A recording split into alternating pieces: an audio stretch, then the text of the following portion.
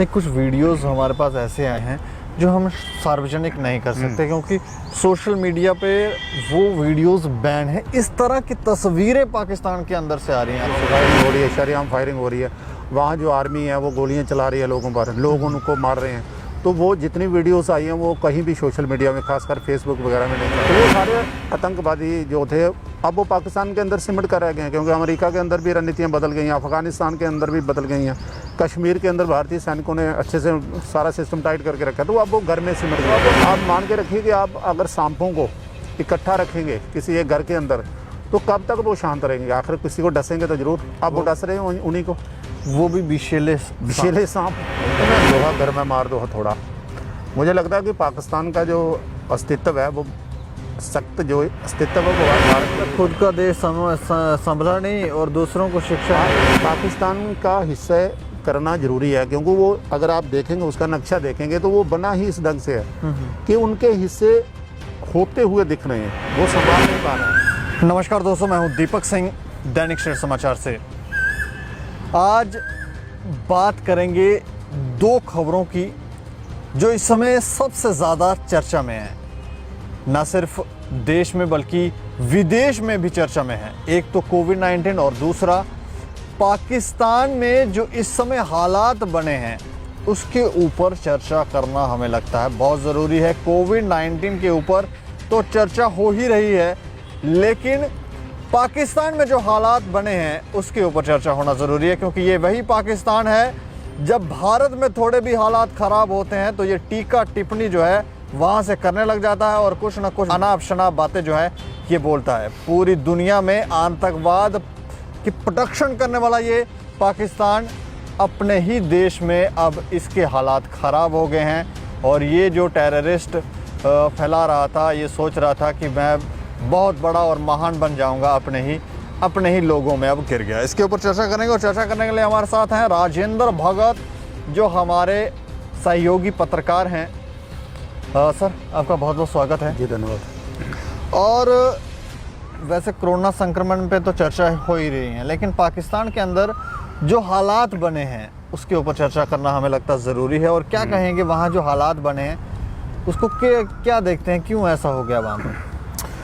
देखिए दीपक, इस समय वो एक कबीर साहब का एक दोहा है, केला तब ही न चेतिया जब डिग लागे बैर, अब के चेते क्या भया जब कांटे लिया गया। जिस देश ने जो आतंकवाद पैदा किया जी पूरी दुनिया के अंदर, भारत के अंदर भी अगर देखें अगर तो खाली एशिया के अंदर ही जाएं तो 1.5 लाख के करीब जो मारे गए हैं आतंकवादी घटनाओं में लोग, सबका जो जिम्मेदार था वो पाकिस्तान था। जो पाकिस्तान के अंदर से जो आतंकवादी आते थे वही आगे घटनाएं ये करते थे पूरी दुनिया के अंदर। अब चले जाओ यूरोप के अंदर चले जाओ, जो NATO सदस्य हैं वहाँ चले जाओ, कहीं भी मिलिटेंट अटैक होता था उसका नाम पाकिस्तान के साथ जोड़ दिया जाता है। नहीं, कुछ वीडियोस हमारे पास ऐसे आए हैं जो हम सार्वजनिक नहीं कर सकते क्योंकि सोशल मीडिया पे वो वीडियोस बैन है। इस तरह की तस्वीरें पाकिस्तान के अंदर से आ रही हैं, आप सोचें।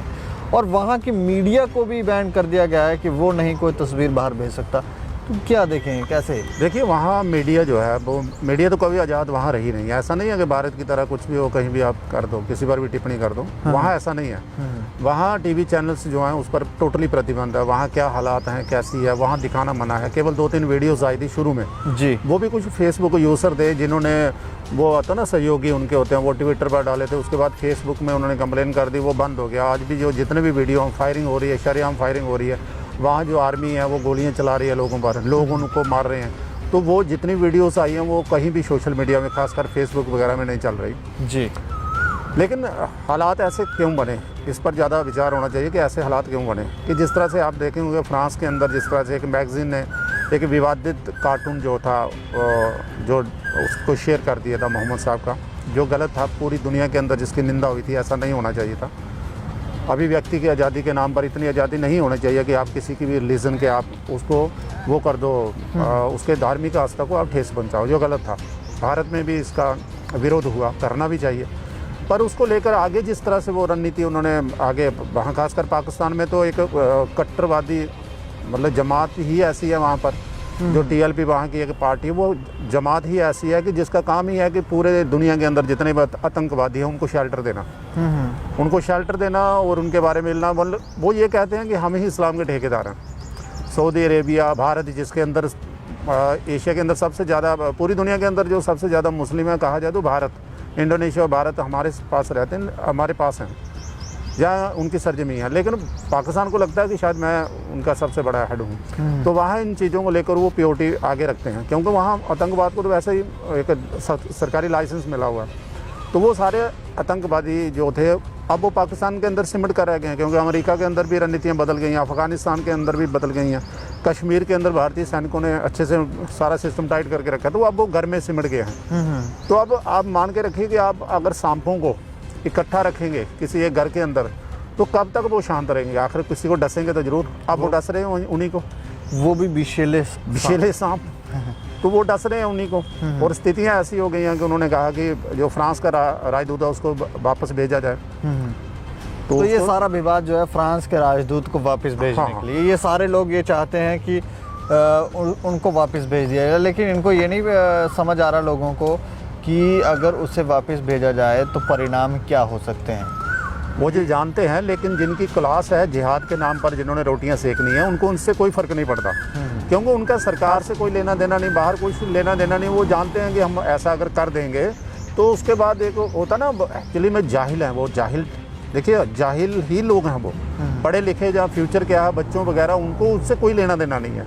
एक्चुअली जाहिलपन ज़्यादा है, वो केवल चाहते हैं कि ऐसा करने से शायद हमारा नाम बड़ा हो जाएगा, पता नहीं कौन से हुरे मिल जाएंगे, वो इसी कशमकश में वो मरते जा रहे हैं, उसी के तरफ जा रहे हैं। अच्छा, ये सारा चक्कर भी हूरों का ही है? हूरों का ना, वो हूरें पता नहीं क्या होती हैं, कुछ ऐसे है जो समझदार हैं, वो भारत के अंदर भी लोग हैं, उनको पता है कि कौन सी कैसी हूरें मिलती हैं। अब वहाँ क्या होता है कि वहाँ एजुकेशन नहीं है, पाकिस्तान के अंदर ना तो एजुकेशन है, ना बड़े स्कूल हैं वहाँ पर, जो उनको समझाया जाता है वो जो प्राइवेट स्कूल टाइप होते हैं, क्या बोलते हैं उनको, जो जहाँ शिक्षा दी जाती है इस्लाम के नाम पर, बिल्कुल उनको हाईटेक कुछ नहीं है, कोई पढ़े लिखे टीचर नहीं होते वहाँ, जहाँ कुछ ऐसा नहीं है, वो केवल उसी की एजुकेशन जो आतंकवाद को फैलाया जाता है। तो वहाँ पर वो उनकी कोशिश है ना इन चीज़ों को ज़्यादा बढ़ाया जाए। फ्रांस के नाम पर वो ये चीज़ें कर रहे थे, संपत्ति अपनी तोड़ रहे थे, अपने लोगों को मार रहे थे, अपनी सरकार को मार रहे थे, गाड़ियाँ अपनी जला रहे थे। वह फ्रांस को इससे क्या फ़र्क पड़ने वाला? आप फ्रांस के राजदूत को वहाँ से उठा दोगे तो नेटो देशों के जितने भी राजदूत हैं वो सारे उठा जाएंगे। तो अगर उन नेटो देशों के अंदर जो 29 देश हैं नेटो के सदस्य हैं, अगर वो अपने लोगों को, आपके लोगों को जब वापस भेजेंगे वहाँ से, तो तुम तो पाकिस्तान तो पहले ही आर्थिक कंगाली में है, भूखा मर रहा है, तो वहाँ फिर तो वो भी वापस भेज देंगे।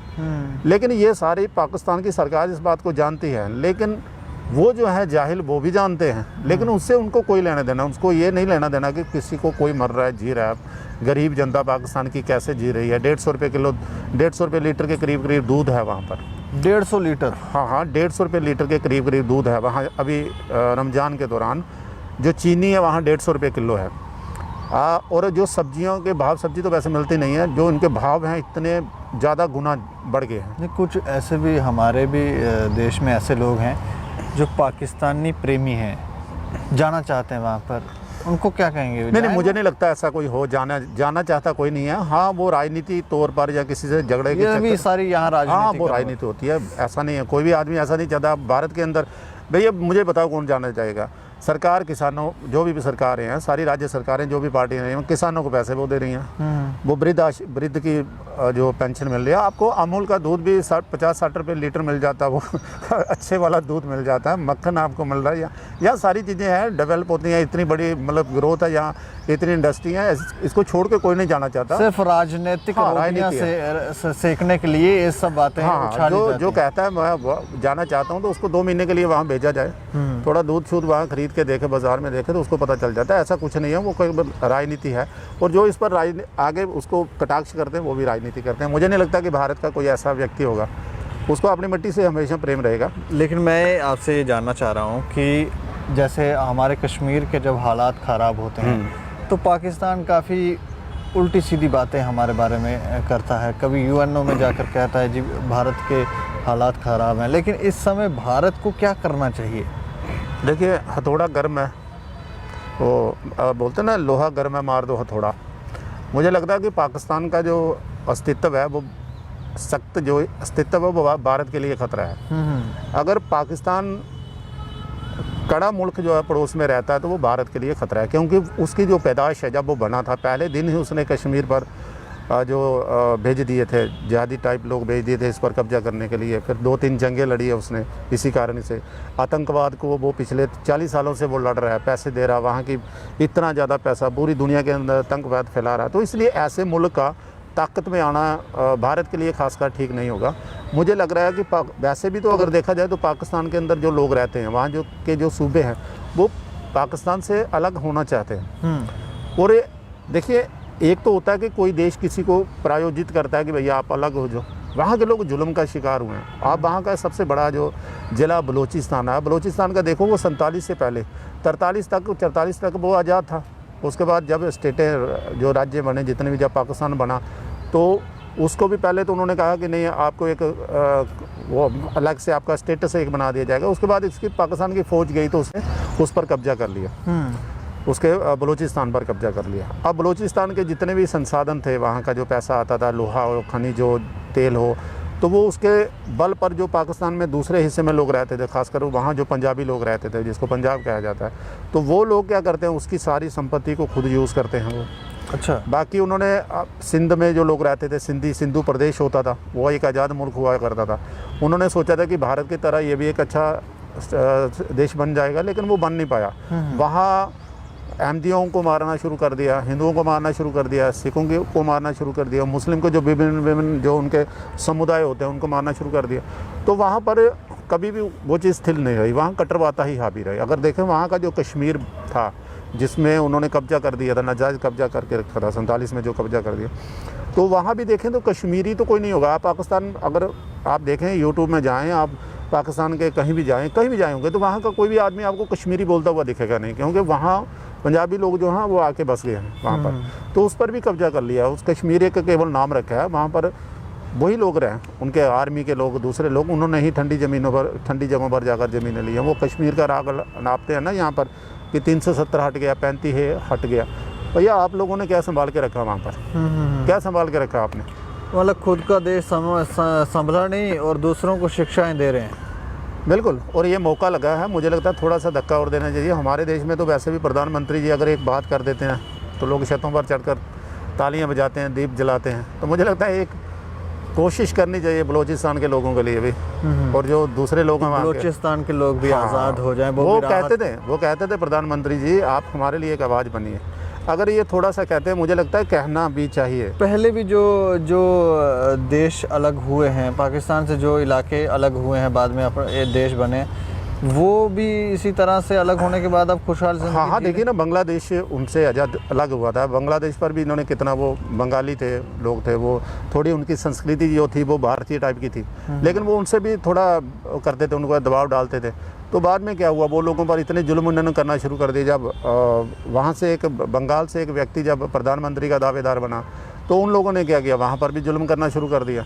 तो इतना ज़्यादा जुल्म कर दिया कि वहाँ पर आखिर में पाकिस्तान को जो बांग्लादेश था उसको अलग होना पड़ा, और भारत ने उसमें मदद की थी। वो 13-14 दिन के युद्ध में ही पाकिस्तान की जो दुनिया की सबसे बड़ी सेना थी, वो कोई 93,000 के करीब जो सेना थी, उन्होंने हथियार डाल दिए थे भारत के सामने। बिल्कुल। तो ये शर्म की बात थी, और मुझे लगता है उसी की खींच मिटाने के लिए वो कश्मीर में भी ऐसा करा और जगह भी ऐसा करा। और देखिए, पाकिस्तान का हिस्सा करना ज़रूरी है, क्योंकि वो अगर आप देखेंगे, उसका नक्शा देखेंगे, तो वो बना ही इस ढंग से है कि उनके हिस्से होते हुए दिख रहे हैं, वो संभाल नहीं पा रहा है।